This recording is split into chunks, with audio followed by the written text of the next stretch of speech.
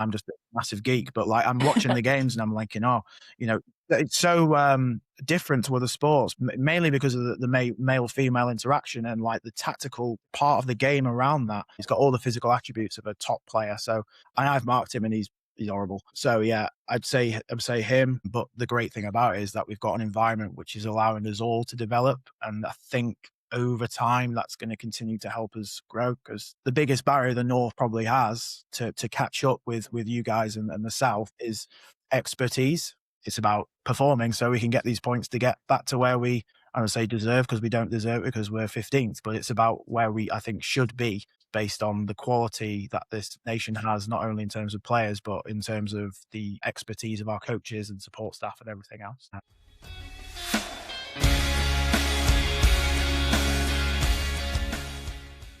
Hello, everybody, and welcome back to episode number 17 of the For Korf's Sake podcasts. I'm one of your hosts, James Sawyer, and I'm joined by, listen, folks, she lifts barbell plates sweeter than a German chocolate cake. It's Caitlin Fitzgerald.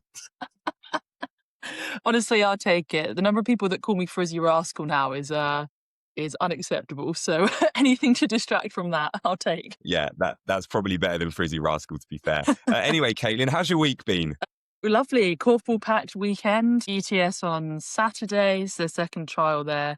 And then a lovely trip down the M4 to Bristol on Sunday. So yeah, lots of Korfball to talk about this week. Yeah, there is lots going on. Actually, that's really great. We're going to have Mike Hopkinson join us shortly from the performance lead of England, but would be really great, Caitlin, to hear about how that ETS trial go. Any kind of like standouts, any highlights that you had when you were there? Yeah, so this was the first session with Jess Davies and Toby Clark in attendance. So obviously really great to see them there. And the session was split really well, actually, with each coach kind of a separate element. So really got to experience all of them. Once again, really good vibes, lots of good talent on show. And yeah, exciting times now because the ETS squad will be picked from that. So watch this space, I'd say.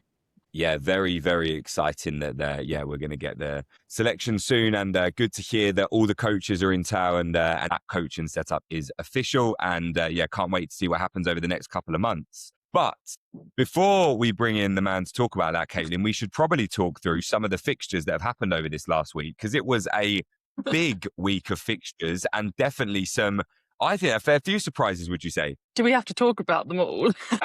Yes, we do. Right, first game we have the two informed teams of the National League. We have Trojans up against Cambridge Tigers, and that finished 22-16 to Trojans. Thoughts on that game, Caitlin? Yeah, I haven't watched it yet, but definitely closer than I was potentially expecting. But Trojans, once again, getting the job done. Sam Brooks, 6 goals. He's still got it, hasn't he? Yeah. Brilliant performance again from him. Yeah. The Trojans machine keeps on going. It most certainly does keep on going. Just a great performance again. I'm sure he was taking inspiration, hopefully, from the trials on Saturday and then imparting it into his game. Yeah, no, it was really solid performance from all the Trojans players. Cambridge much closer. I think that was actually a 3 or 4 goal game, pretty much the entire game, right up until the end. Trojans kind of ran away at the end, but they were definitely in it, and I think they'll take a lot of positives away from that, in that they can really challenge. And I'll say few maybe easy chances missed as well that we've seen them put away. So on another day, that could have been a really close game as well. So they've got their positives, I'm sure about that, which is great for the league. Next up, a really tight game. They're all tight after that, actually. So we've got Bearsted at home to Norwich Knights. We knew this was a big game for Bearsted. They needed to get their season rolling ASAP. And yeah, we figured this could have been a result for them, but it finished 24-25. So they lost to Norwich Knights by 1 goal at home as well, which will make a bit of a difference. Thoughts on that result, Caitlin? Well, I mean, you picked this fixture out as a one to watch, and it definitely proved to be that. Bearsted obviously will be very disappointed with this. I think a win at this stage, could have really turned things around for them, or at least, given just a bit of a positive boost to them. But hopefully they will still be able to take a lot from that performance. At the end of the day, Charlie Vogwell, 8 goals. That's the difference. They weren't way off. You've just got an elite player shooting a really, really high percentage.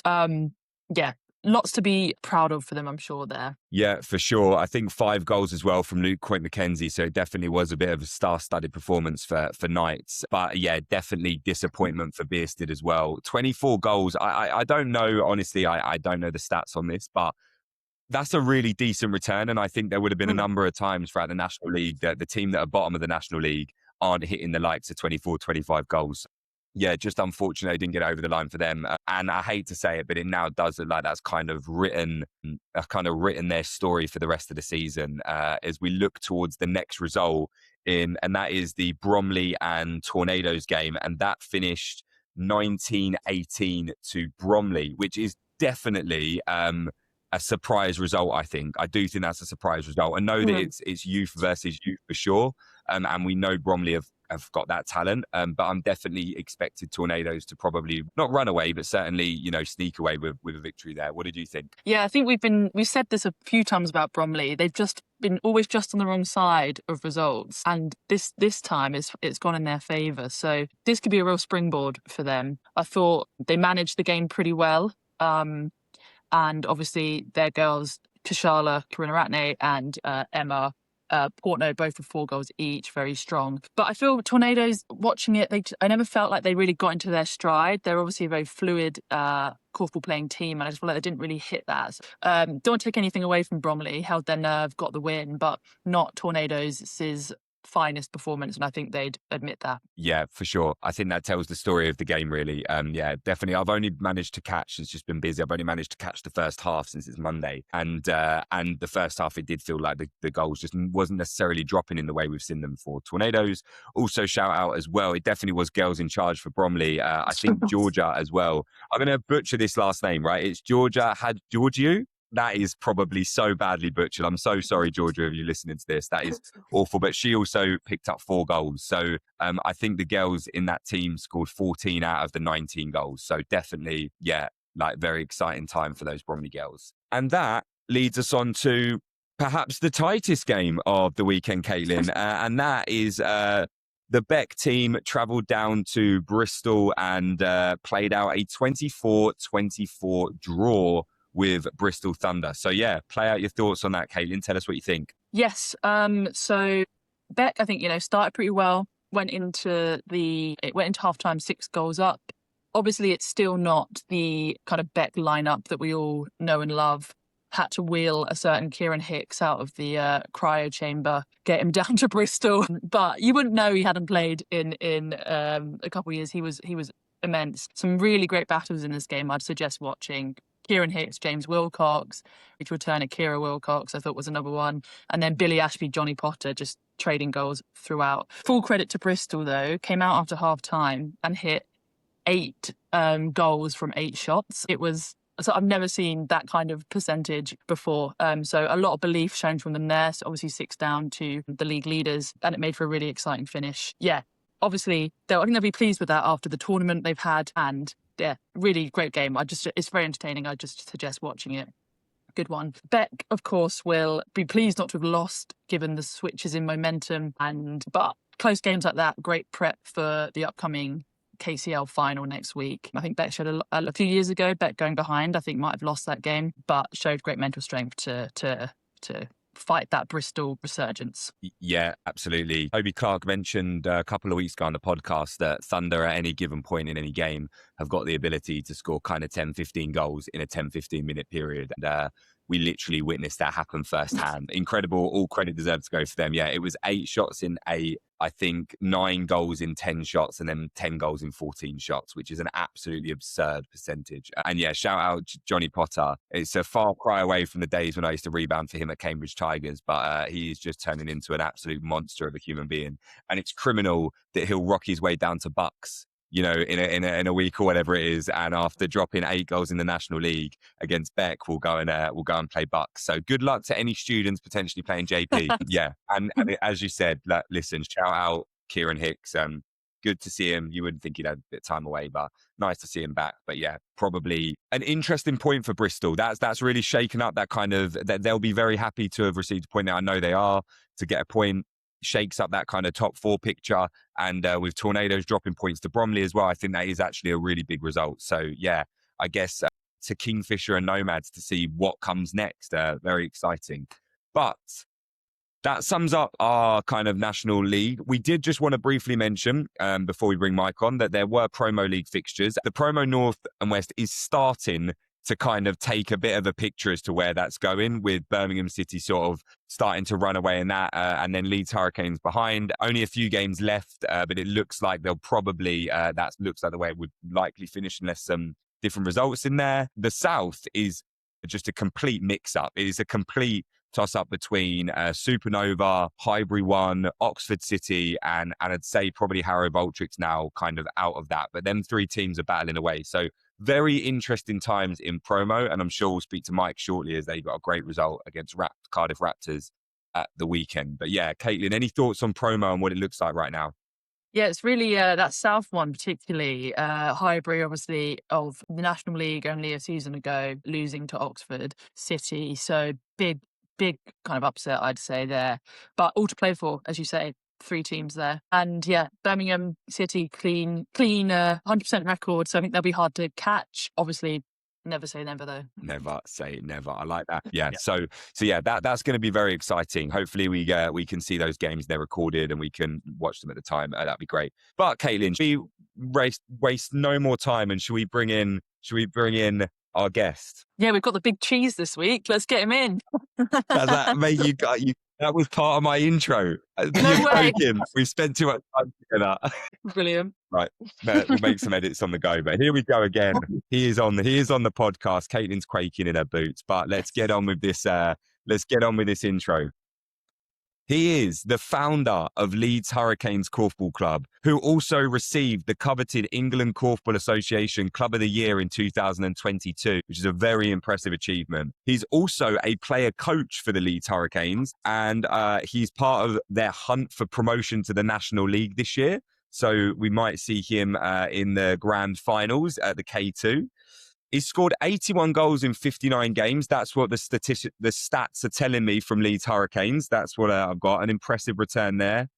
But outside of this, he is also the founder of the Northern Development Hub, which we will discuss a little bit more later. And alongside all of the incredible efforts to grow Korfball in the North, he is now the performance lead for England Korfball and is the man that is charged with developing our strategy internationally to take us back to the top 5 where we belong after a kind of a wavy few years, should we say, Caitlin. So very excited to chat to him about that. For those that aren't aware, Mike also has a PhD in sports performance analysis and is the lead lecturer for the subject at Leeds Beckett University. So he actually is the definition of a big name on campus, both inside and outside of work life. So, ladies and gents, we are super excited to hear all about his rise to prominence and his vision for England and the future. So please join us in welcoming the angel of the Korfball North. It's Mike Hopkinson, folks. Brilliant. Thanks very much. That's yeah. I've been wondering what you were going to say for that intro, and yeah, Angel of the North is not what I was anticipating. Thank you. There's always something in there. Yeah.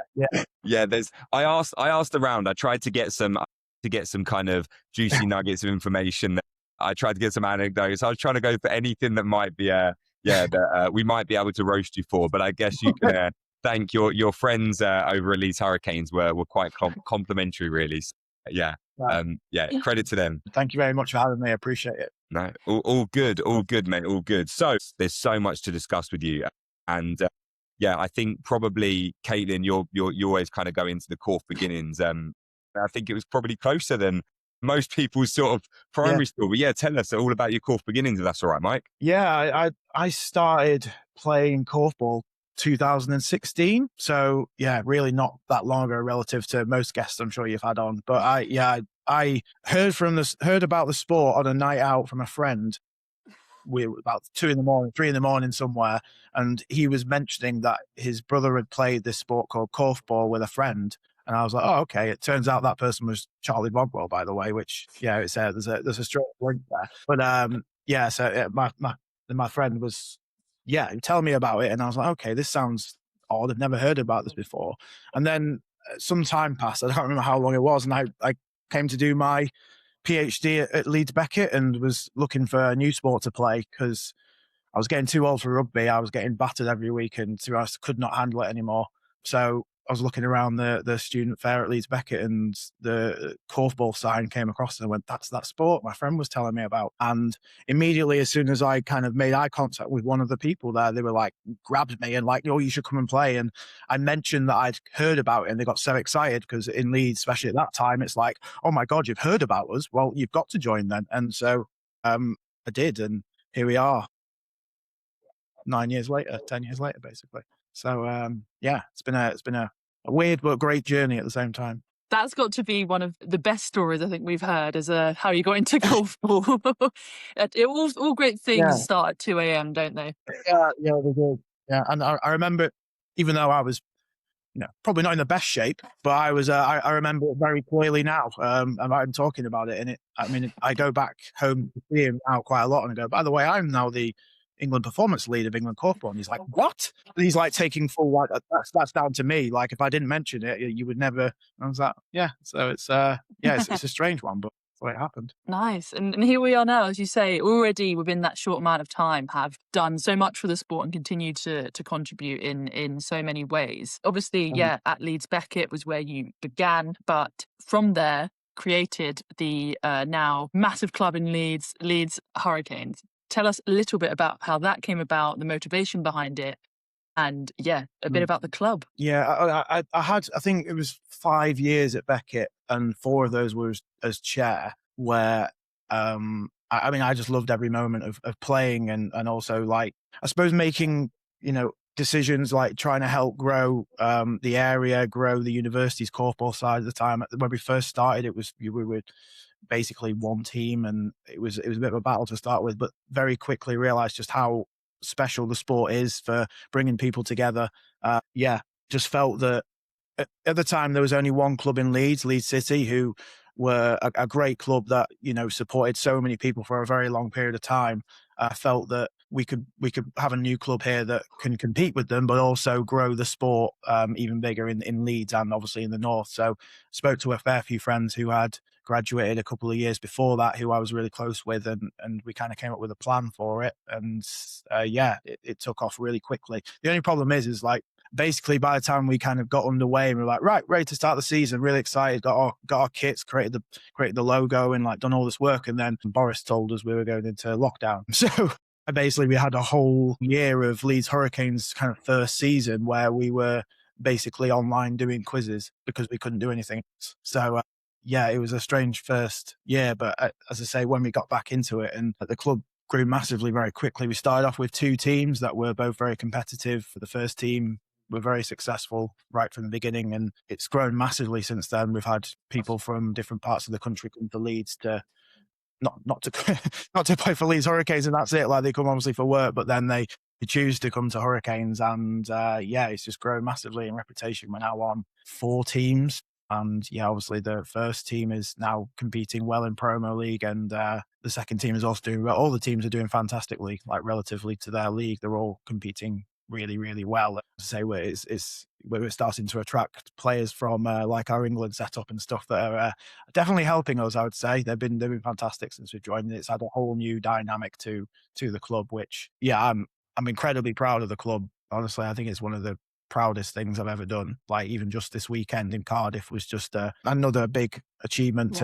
We didn't just go there and win a game of korfball, but we took over 30 people to support us there and had a big night out afterwards, and then went home very hungover the next day, and I'm very tired.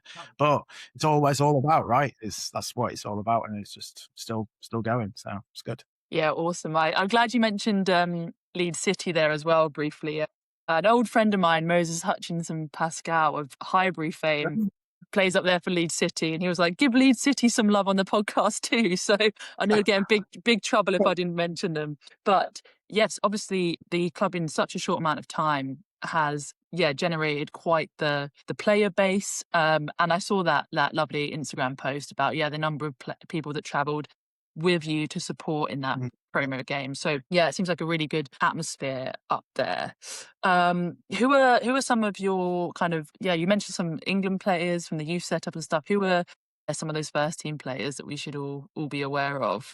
I mean, the England ones get a load of praise all the time, and sometimes it's about time for the homegrown ones to get something. I think there's people that have been there from the beginning, so all the way back from like it's Yorkshire League One at the time, and to be honest, some of them are at Leeds City in Yorkshire League Two, I think, at points. Like Ben McGee, Ollie Waters, Jess Meakin was a part of that. Ella Waters, who's now stepped away for a little bit, she was a huge part of that club, but was part of the first team at the time. Yeah, and Alex Batones as well, who's someone that I've played with since I've been basically in his division since we started, and we started at the same time at Leeds Beckett, and now like even on Saturday we played together and started the game together. So yeah, they've been a huge part of Hurricanes from a playing side of things, and also supporting and creation of the club and the identity of it. I'm probably missing people as well, so apologies if I am. And then so we've had others come and join at slightly later dates, and like another one that's Emma Eade was at Cambridge City, then went to Leeds Uni and a couple of years, and I did a little bit helping with the coaching there, and spotted her and thought, well, you're very good. I'd like you to join Leeds Hurricanes. And this year she did, and she's pushed on even further, and she's part of our first team. She's been a great player, but she's now representing Ireland, and she played in the latest competition there. Was really, really strong in that. And I think she's only going to get better. And then, I said that obviously the England players as well. Sam Oakhill has joined us this year and has been outstanding. He's an outstanding player with so much talent. The problem with Sam is he wants to do everything perfectly at 100,000 miles an hour, and he just needs to calm down a little bit. But he's got so much talent. Dana Fraser, Lavinia Harlow, Hannah Rumble as well. Also a brilliant player as well for us. So we've got a lot of players with a lot of talent. It's trying to get them to, and we do a good job of it, but I know there's so much more potential in the team. We just need to operate at a higher level for longer in the game. But it's really difficult to do that sometimes because you don't get to play at the highest level week in, week out. So trying to get and reach that level in the really games like what promo is, you don't get many games, and you've got to be on it right from the beginning. But we're getting there, and really excited for us and those players. Yeah, it's definitely good to hear and shine a light on some names we haven't maybe heard mentioned before, because obviously traditionally Korfball in this country has had quite a southern base, particularly like London, Kent. But I think definitely in the last few years, Leeds is emerging as a real kind of hub of Korfball, real powerhouse. And I know that that's partly come from the creation of the Northern Development Hub to do exactly that, develop Korfball in Leeds and the surrounding area. I'd love to hear a little bit more about how that came about and what that all means for Korfball. Yeah, so I think again we were thinking about like how we can promote and get better. Really, so you only get so much competition within Promo League and the regional leagues, and there's so many teams that operate on a level where they're really going to push you if you're a side that's trying to get outside of those. So I spoke to a few people, Sal at Manchester Hawks, who's their coach. I spoke to him a few times. David Kennard, who's someone I actually completely forgot to mention on the last one. He's been a huge part of Leeds Hurricanes. He came from Leeds City. Forgot to mention him. Yeah, he's been phenomenal for us for a long period of time as a coach and a player as well. And we kind of put our heads together and decided that we need to kind of create something externally outside of the teams that was going to allow us to kind of come together and share ideas about how we play Korfball, how we develop the players. And then we got a lot of support from Dave and Corinne Buckland. Have given up a lot of time for me personally to help me develop as a coach and a player, and just general Korfball, and they offered their expertise to come and help support that process. So it got everyone together with them. They would run some sessions. I would be like working more as a coach, as would Sal, as would Kennard, Jenny from Chef City as well. Can't remember the second name for Jenny, sorry, she's going to hate me for that, but Chef City coach. And just to learn from them whilst they're doing their sessions. But they were so good at like almost running the session, and then as the players were getting involved would take a step back and then talk to us about like, this is why we're doing it, we're looking for these types of things, etc. So everyone in the room, everyone in the hall at the time is developing and growing. It's not just about the players, it's about everyone, because realistically Dave and Corinne can do all the greatest work in the world in 3 hours, but then when they go, it's like, okay, well, what do we do now?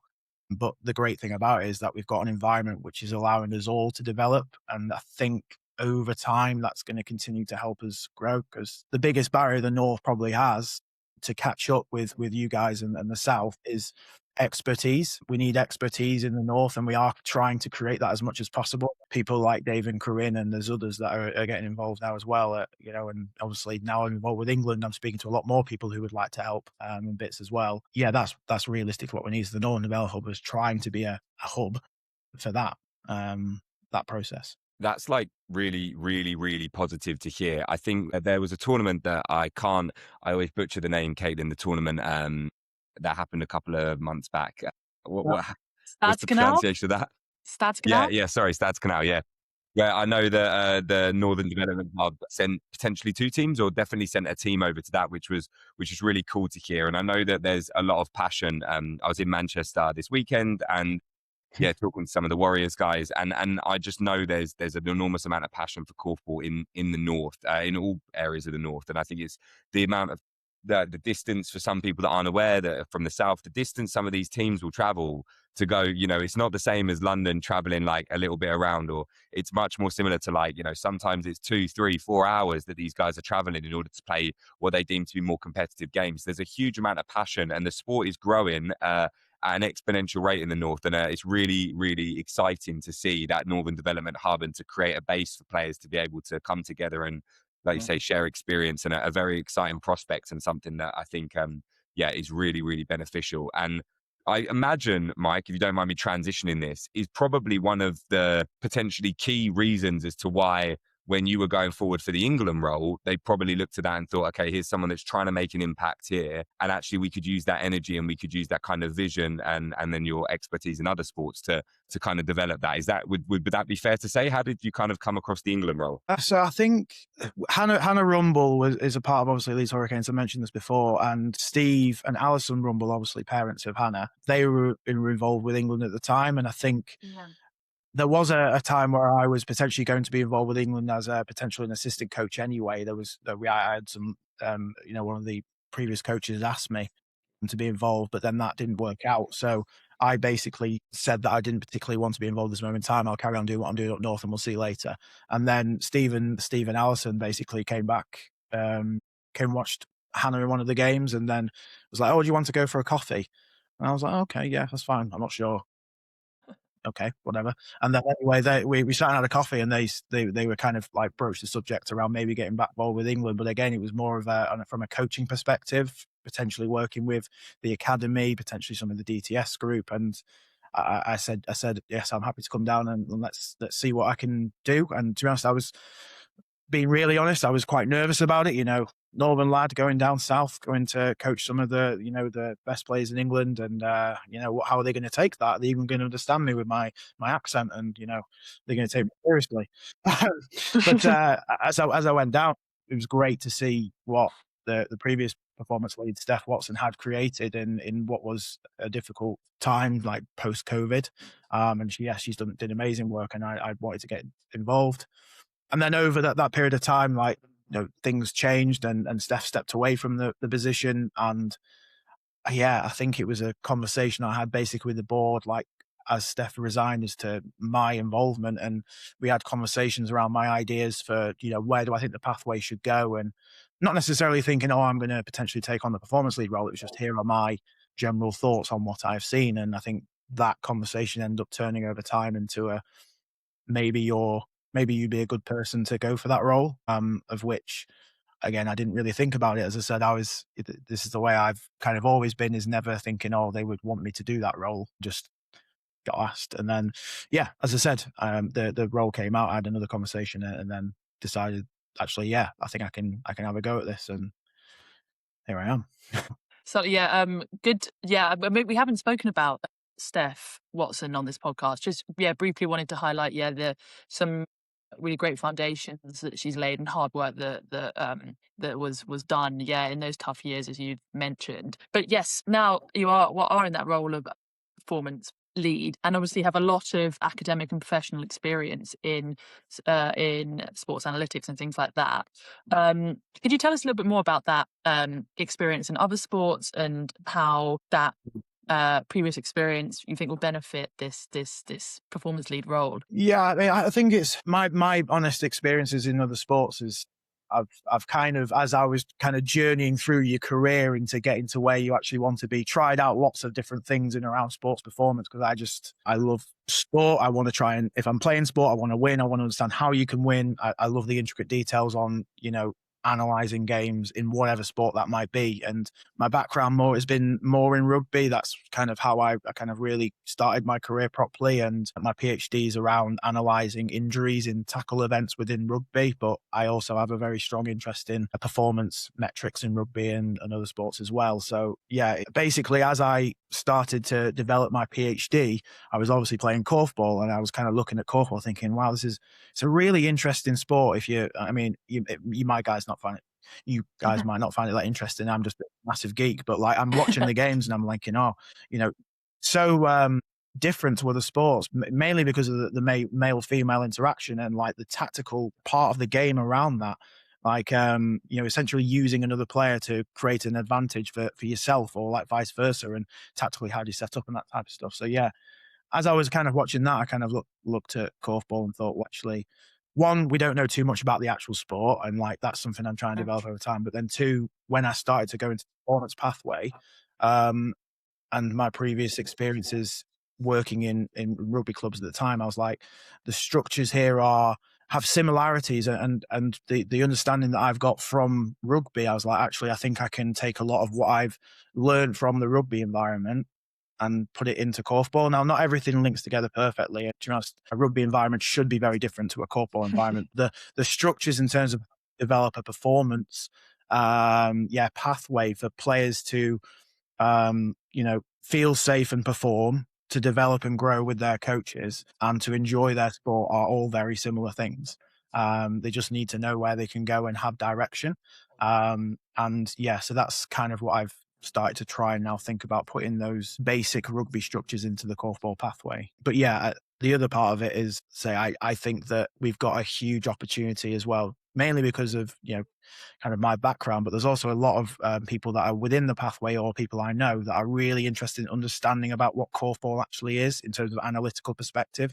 Like, I reckon if you threw out a poll to everyone listening and went, what do you think the average shot percentage is in korfball?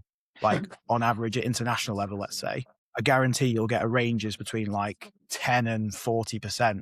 And no, there won't be like, no one actually really knows. So it's like, when you're practicing your shots in training or in matches, when you're trying to look at whether you had a good shooting performance, do you actually know what's good? So like, there's all these different types of things where I'm really interested in understanding that, and then trying to use those things to help us improve our players, but then also use those skills to help look at individual games.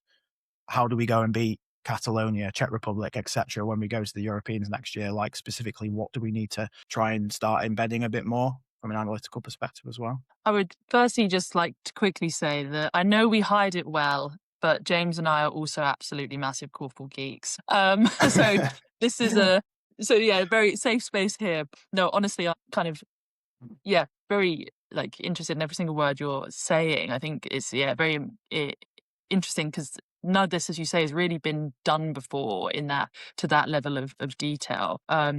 Exciting times for sure in the England setup. And on that, and there's no hiding behind the fact that England's world ranking is kind of at not where we would like it to be. So would love to hear about your ambitions for England Korfball.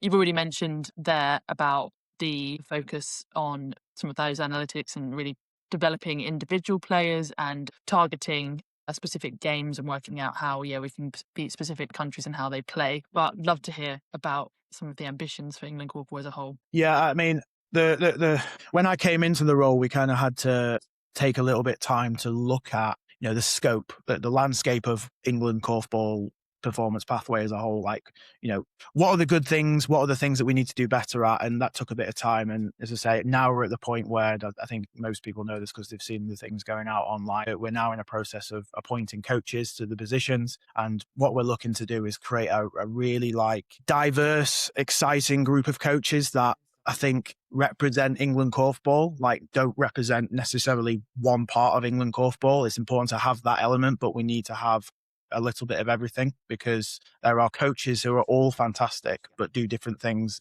well and things not so well. We can all learn off each other doing that kind of thing.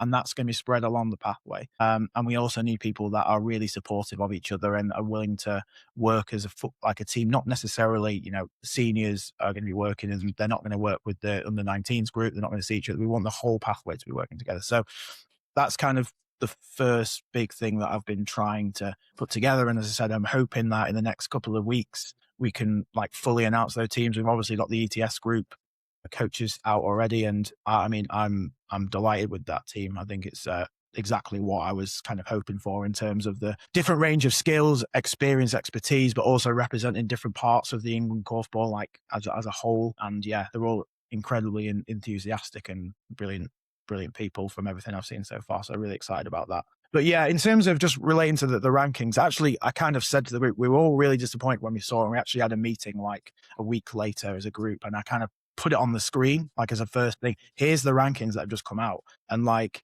it was like, this is actually like a perfect now thing to go, right, well, we're not having that.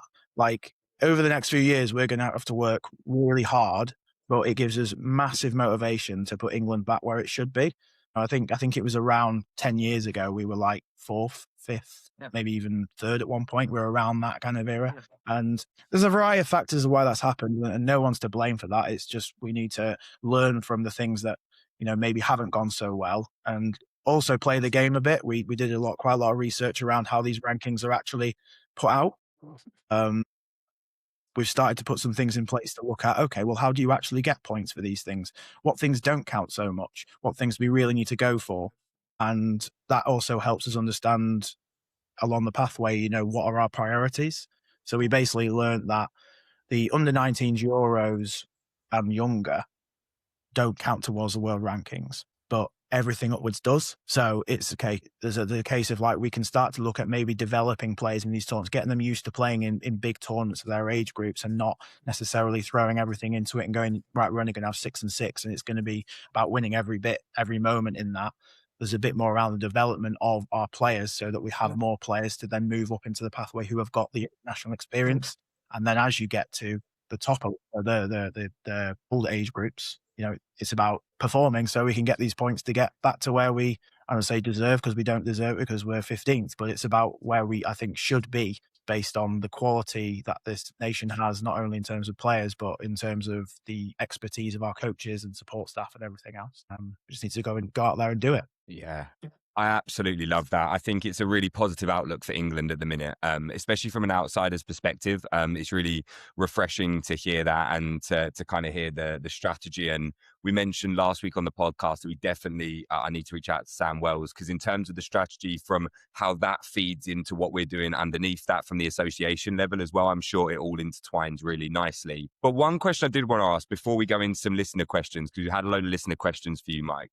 One thing I really wanted to understand is traditionally it's been mentioned multiple times on the podcast, and I think it's almost impossible for us to not address it. And I feel like we've heard multiple times that England have gone to tournaments without the best players there, that there's been multiple occasions where we haven't been able to attract the best players to come and play for England. Now, of course, we must recognize a lot of this is self-funded. So there's a whole question there about, life and having children and all the stuff that goes along with that financially, right? But in general, there's definitely been some times where, from my understanding, politics, etc., gets in the way of us having the best possible 12 to sort of 13 players at these tournaments. What are you guys kind of trying to do to address that? Is that something that you heard immediately being outside of that kind of world? Like, how have you felt that coming in, and what are you kind of trying to do to address that? Yeah, I mean, I definitely think that you hear it, you feel it, you see it, right? I'm an England Korfball fan. The players are my heroes in a way. Like, I'm trying to play and be as good as they are. And like, you see some of those players that you think, oh, I think that person should have been there, and it's not quite worked out. And again, some of that might be selection decisions, but like, I think sometimes it was obvious that maybe we haven't been able to select from the best group that were there. So yeah, I definitely did feel that and know it coming in. And to be honest, as I said, I think sometimes it's been consistency. I think of like, the players need consistency in terms of who's leading them forwards. And that's like, from my role as performance lead, that's the coaches that are there, and also the messages that are going out to the players around what is their expectations, like what do we expect of them, and where are the training sessions, what do they need to do to get selected, etc. So I think one of the things that I definitely learned very quickly, and I think one thing that I'm hoping, and Caitlin might be able to hopefully agree with this, is that we've tried to be as open with the players as possible, as fair to the players as possible in terms of, yes, we expect this from you, but we also understand that, you have a life and you have other things that you have to contend with that might stop you being able to do other things at times. But we want to support you to be the best version of yourself when you're playing for England and when you're training for England. And I think if you do those things and the players believe it, you get the buy-in. And therefore, if you get the buy-in, the players almost will do more. And therefore, you'll end up getting a larger pool of players because they'll realize that, as I say, okay, well, these guys that are going to take us to tournament, they generally,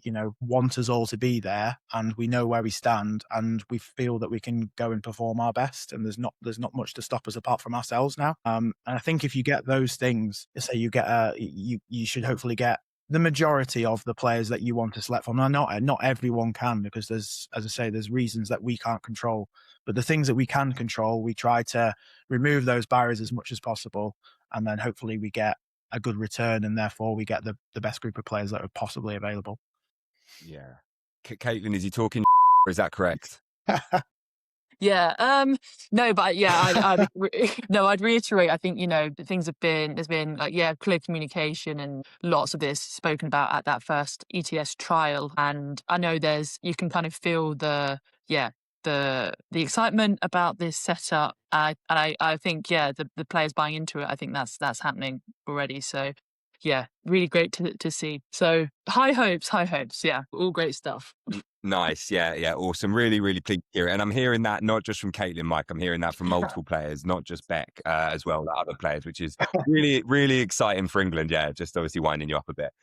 But yeah, listen, we've had a lot of listener questions. We could spend hours with Mike, and we've said it multiple times that we would like to have guests come back. Mike, if it's okay with you, I definitely envision being a performance lead. You'll probably be someone we speak to more frequently. We try and evenly spread everybody else out through the club so that we're giving everybody equal exposure. But you're someone that we can easily, hopefully, tap into, and I think people will want to hear from before tournaments, after tournaments. So don't worry, listeners, if your question's not in there, we will have another opportunity to speak to Mike before the season's over, hopefully, if he agrees to come back on. Because, we hope to have him as a more prominent feature. But Mike, to kick off with, okay, so we'll try and go quick fire if we can, Mike, to try and get through as many as we can, if that's possible. But Sal from Manchester Hawks, I believe, has asked, would you back a Korfball FA Cup? So for the listeners that don't watch football, that's like kind of a regional where we'd all kind of play each other in the cup. So yeah, you'd have Beck playing teams in Scotland and whatever. Would you back a Korfball FA Cup, and can Beck do it on a cold, rainy night in Stoke? We could do it on a cold, rainy night in Epsom, Sal, but I'm not sure about Stoke. What do you think, Mike? I mean, I love the idea, but the problem is that I would have, if I was involved in that and then I had to go to, for example, you guys were just talking about Bristol and Johnny Potter, and I had to mark him for 60 minutes. No thanks. But at the same time, if I can pick the players who I'm marking, that would be fine. But no, it's a great idea in terms of amazing opportunity for different clubs to go into different places and get a different feel for Korfball. Logistics might be difficult. Fair. Caitlin, you're up next. Yeah, something we'd all love to see, but maybe harder to make happen. What is your favourite Korfball position? Rebounding, feeding, attacking? What's your favourite thing to do? Well, I love scoring goals. I don't score that many though, but when I do, it's nice. So yeah, but I don't know. I like to think of myself as someone that can do a little bit of everything, as long as I'm not marking Johnny Potter or someone like that. But as I say, difficult question, that one. I think I'd prefer to be out shooting if possible and taking all the glory, but there are better shooters in my team than me, so I don't do it that much. Nice. Yeah, that's a solid diplomatic answer. I like that. And for anyone that, if you want to pick who you mark, I suggest being the worst player on the team. And then that kind of just, you get the kind of free reign of whoever you want at that point. That's the solution to that, if anyone's wondering. Okay, so next up we have a question from Manchester Korfball Club, not Manchester City Korfball Club. Manchester Korfball Club. Has Mike seen our Instagram, and what does he think? I haven't. I only saw the bit where they were kicking off because you called them Manchester City, I believe. which is interesting because I thought they were called Manchester City as well, and I felt terrible when I saw that. But so sorry, guys. But yeah, I haven't. I will take a look and I will let them know via a direct message what I think. Nice, committed. And the next question is from the one and only Lizzie Ty, who I really like this question. A division of your kind of best non-National League players. Because we talk a lot about the National League. So yeah, a division of players outside. That's horrible because someone's going to get upset with me. Should we caveat it? Let's make it a little bit easier, right? In that I'd say you cannot name anyone from your own team. Is that fair? So then, like, you can't upset your own team. You can just give us a flavour of who should we be looking out for in the North? Who would make up a really good division? Yeah. Ooh. I'd say, I think he's been mentioned before. Josh Wilkinson is a brilliant player. Manchester Hawks. I've nagged him so many times to come to the England trials. I'm actually annoyed with him because he didn't go. But yeah, he's a super talented player. I think it was in and I suppose this is meant to be quick. I probably shouldn't just talk about Josh the whole time, but he marked Blake Palfreyman in the inter areas last year, and like, I wouldn't say stop. You don't stop Blake. You Survive. Yeah, just try and do your best. Like he generally did a fantastic job, and to do that when your highest level you really played at is promo league is phenomenal. He's got all the physical attributes of a top player. So, and I've marked him, and he's horrible. So yeah, I'd say him. It's difficult not to name your own players. I really back my own as well. But I understand why you said it now. I think actually, if you don't mind, there's one person I missed off the list of players from Leeds Hurricanes, and I felt terrible when I was going through. Hannah Gargan. I think her started at I think it was Chef Uni. She then came to us, and yeah, she's one of those players again that's kind of been in and around Yorkshire and has developed so well over the last few years. I play a division with her. She is so good to play with, and she was MVP against Cardiff at the weekend. She was phenomenal. So I'll put her in there. I think that she's a brilliant player. Yeah, really tough on the other two.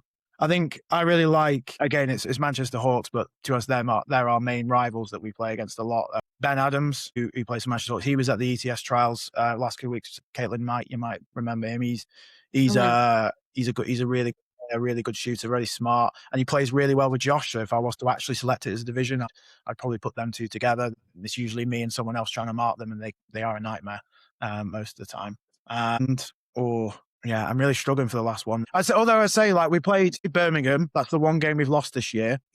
I'd obviously know that Jess Davies is a really good player. Like, I know Jess is a good player, but I hadn't seen her play too much in person. I think I'd only maybe seen her once. I think, not that she goes under the radar. I think people can see that she's still really, really strong player, but just the intricate passes, the movement off the ball, like Jess Meakin, who's a great player for us, I think she's a fantastic defender, and Davis was just creating so much space for other players. And I think having that on your team I think some people overlook that a little bit. And as I say, we watched the game back, and not that she won the game. They were a really good side on the day, and they played really well, but Jess was brilliant in that game. So yeah, maybe pick Jess Davies on that front. Very solid. Good to hear. Really good to hear, like, some new names. Yeah, definitely love that. And then, Mike, just the final one before we let you go. The final one we're going to ask, I know a little bit about it. Just tell us a little bit more about the Northern Korfball Festival. I saw you sharing that. So just give us a little insight into what that is before you go. Something exciting for the listeners, and how can people get involved? Yeah, they told me to plug this, and I nearly forgot to even put it in naturally, so I'm glad they got asked. So the idea of it was, we've been to some great tournaments. We've been to Leicester, Nomads, there's loads of tournaments that you can go to, but like they're two of the ones that I've really enjoyed where I've been before, and we thought it's about our time to have a go, but we wanted it to be kind of like what Hurricanes is. We're trying to create a tournament where people can enjoy playing korfball. Hopefully we get some high level competitions there, but then add in some other elements as well. So we've got the normal tournament on the Saturday will be quite typical, but then you guys might have seen it before. On the Sunday, we're doing a 1v1 tournament, which has been done in Holland recently. Yeah. Like, I think Shane Buckland had in the 1v1 against some very, very high level Dutch players, and did very well. But we kind of thought, let's see what we can do. And so we're going to set that up for the Sunday as well. So it's going to be a 2-dayer. But then on the Saturday night, we're planning to hopefully have a variety of different entertainment. And again, we haven't cemented any like real plans yet, so I'd be over promising, but I mentioned Hannah Rumble. She is a DJ. She does gigs back home and stuff like that. I've seen her before. She's good. So we're trying to book her a DJ Rumble in, which is a phenomenal name, but I don't think she actually calls herself that, and I've told her she should. So we're potentially getting. We're also looking at maybe getting a band in or two as well. Like we know one of our players, her boyfriend is in a band, so we're potentially getting that in. So the idea of it is it's not just going to be just about korfball, it's about meeting new people, creating friends, having a good time, and which is the most important thing really is that. So. Yeah, unbelievable. And just to check, any team you can enter with any team, or is it going to be you have to be club, or it can be a team of randoms? Team of randoms, yeah, I like team of randoms. I think it makes the tournament having some teams of randoms, I think. But literally whoever wants to be a part of it, absolutely. Yeah. Don't threaten us with a good time. My tournament success rate is obscenely high. Yeah. So I essentially turn up with Blake and friends and then sub on for a bit and sub off. So yeah, what dates are they, Mike? Just so everybody's aware. I should have had that up, didn't I? I will very quickly check. Sorry, I did try and just find it while you were talking, but I couldn't find it on Instagram. It is on the 13th and 14th of June. 13th and 14th of June, yeah. 13th and 14th of June. Book it in your calendars, folks. It sounds like a really exciting event, and something that I'm sure the community will be really excited for.